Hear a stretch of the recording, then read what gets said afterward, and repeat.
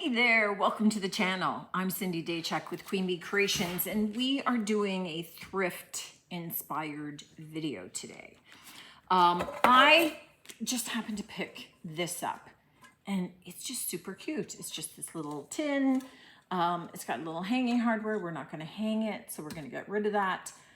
But what I did do was I went into my stash and I found that I have this tin plate, also thrifted. We're going to turn it into hanging decor. So the only thing that I did off camera was I drilled 2 little holes in this and I hung a piece of jute twine through it, just so that that part was done and out of the way. Now I want to paint this out, and the perfect color is Summer Crush by DIY, which is this kind of burnt orange kind of color. Very fallish, very fitting with the colors in this little sunflower plate. But you can see that my paint is drying up. Now, this is the beauty of the clay paint though. I mean, this is moldable now. This is clay. I could make something out of this, let it dry and harden, and it would be fine. I need it to be paint again. Sometimes I let this dry out and I just use this little baby bullet that I got from the thrift store, and I will just grind it into dust. I will grind it into powder. Today, however, I need it to be paint again. So because it's so thick, the easiest way to do this is, rather than just simply, I mean, I could just pour this water, let it sit, let the clay absorb the water, add a little bit more as I go, that kind of thing. Or I can just blend it up instead. Haven't done this before. In my head, it should work. So let's give it a go. All right, that's all. I don't hear any chunks going anymore. I may have put too much water in, but it's smooth paint again. So I'm just gonna use this, find a nice paintbrush, and I'm going to paint out my tray. I added more water than I needed, so it's probably pretty thin. So I'll need a couple of coats, but it's nice and smooth and definitely paint. So that works perfectly. Not all paints give you that option, give you that ability, but the beauty of the DIY clay paint, just reconstituting it, bringing it back to life. And this magic bullet, I just use here. I just use in the shop. So I don't care whether this is food grade or not. I'm not gonna be blending food in this blender. So let me get a couple of coats of paint on this, and then we'll come back and we'll carry on with our project. Now that my paint has dried, I just wanna seal it. And that's the last thing I'm gonna do before I head out for the night. Just open the lid. And I'm just using a polyacrylic. I'm not using wax for this because I'm going to be gluing things to it and I want them to stick. I don't expect a lot of this to show by the time that I've glued everything down onto it. But what I wanted to do with the orange was at least give enough of a background to it that would blend in. So if some of it does show, it's not a big deal. So it's more just kind of giving some of that, the same tone that I'm going to be using with some of the other decor pieces for it, so that anything that's not covered works with the rest of it. So I'm just going to get a top coat on. This is just a polyacrylic, so use one of your choice. I'm just using one from Fusion because that's what I've got open. If I had DIY open, I would have used that. I mean, really, for this project, it's not a big deal. Any polyacrylic top coat is gonna work. The first thing that I want to do before I start doing anything else is I do want to glue this down. And this is why I didn't bother to paint the whole thing, because this is going to be in the center. So I do want to glue this all down. I'm not sure how fast I'm going to be getting some glue on there, but I'll be able to, okay, so not very fast. So I'm just doing it in a couple spots. And then when that's sort of down, I'm going to have to go around the edge to get it because it's too narrow.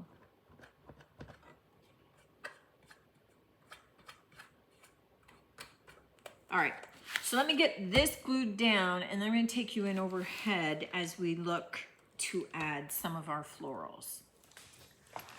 All right, I'm not worried about this glue because it's not going to show.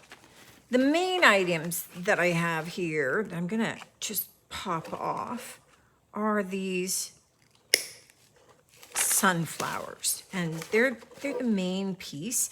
But you know what? Here's part of the challenge. When you're a shop, like we're just at the cusp of just at the beginning of August here, so I can't do summer anymore because nobody's buying summer at the end of August. So I have to start shifting into fall because everybody's gonna be looking for their fall decor before fall, before it even hits. So as much as it's sweltering out and it's still technically summer, I have to kind of start getting my fall on, but fall is not necessarily in the stores. So as much as with this one, because of the truck and the sunflowers there, I would really love to have lots of sunflowers in my design. I don't have a backlog of sunflowers. Last year was really kind of hurting for sunflowers where we are. I don't know why. I was unable to find a lot of sunflowers. I have no understanding as to why. It just was. So I don't have a backlog, and usually I try and create a bit of a,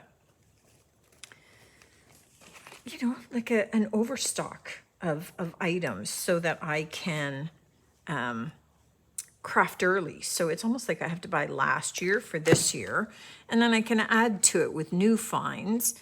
But if I don't have those finds, then I'm going to be in deep trouble. So I am hurting for sunflowers. So we've got the 4 to play with, which means I'm going to have to add to it.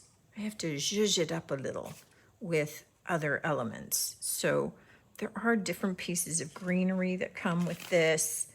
I've got a little pine cone, and I do have some other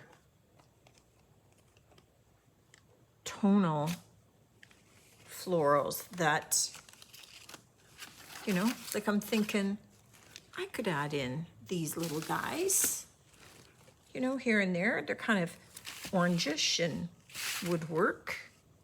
So I like to start out,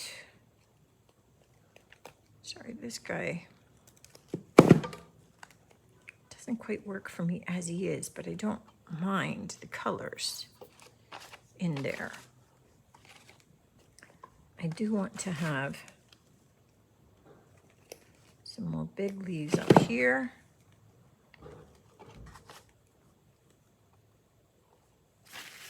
I do have some of these. Let me get a couple of them.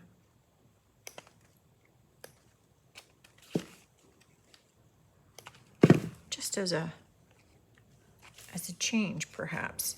And right now, all that I'm doing and what I like to do is just start to lay out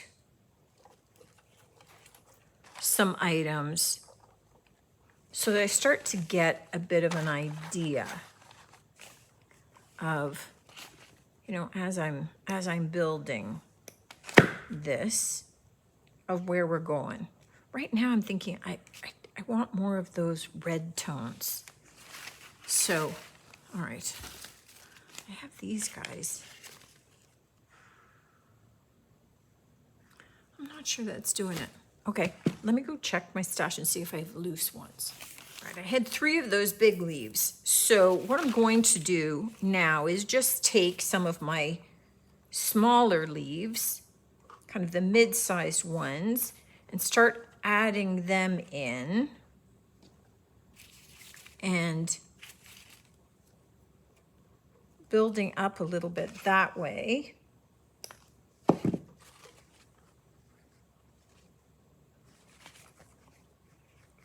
Got one more of those dark ones.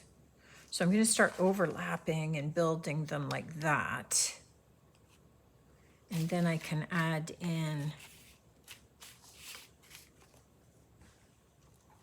just some other shapes as I go.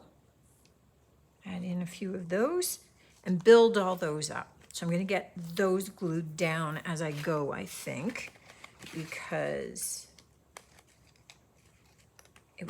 it's starting to get crazy otherwise. All right, now that I have that all glued on, so a nice solid base, it's time to, just want to make sure, add in some of the florals. So we had 4 of these. Rather than doing them exactly even, so not way up here, right? I'm putting these ones lower because we'll make the top a little bit more top heavy. So by that, I mean, we have some of these little extras. So we could tuck in a couple of these little guys, maybe this guy coming out from under. We had the one pine cone from the set, maybe down there. Another little one nestled there. This guy maybe. And these were all just little extras that were on that initial sprig. So we're just making the top a little bit more, don't like that there. Make the top a little bit more top heavy, which explains why then the base is a little bit off center.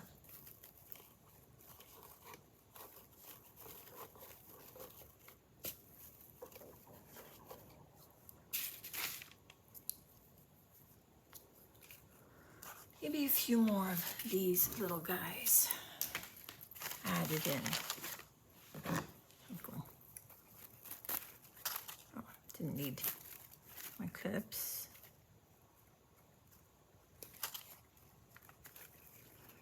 And these were just kind of like a darker, all these florals have been thrifted, right? So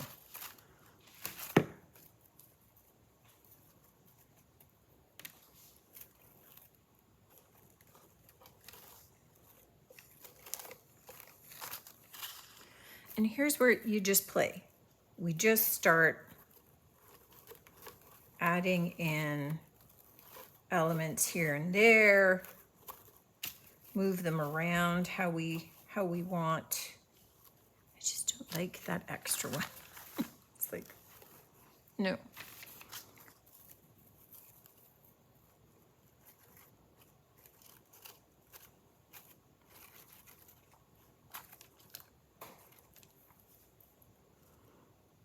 Okay, well, I think the first step is gluing those sunflowers in place and then starting to add in a few of those extra little elements.